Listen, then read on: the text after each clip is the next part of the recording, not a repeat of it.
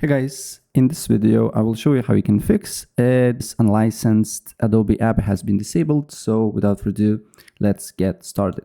First of all, you just need to go on search and you just need to write Windows Defender Firewall. Then here you just need to look for inbound rules, then select new rule, then select program, then you need to browse for a program path. Usually Adobe is on disk C, program files, Adobe, and then here it will be all the Adobe files that you using.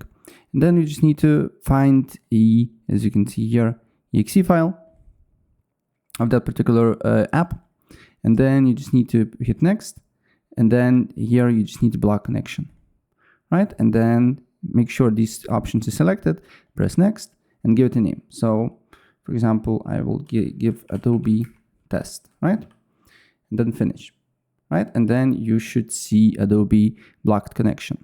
And if there is some files related to your program here that you just blocked, here, what you need to do here is to delete all the files. You just need to right click on them and then delete it here if there is some files. Currently, in my case, there is none, but if for you there is some files, you need to definitely delete them here. And then you just need to do exactly the same on outbound rules. You just need to select new rule, program, browse, and then you just need to look for that particular exe file.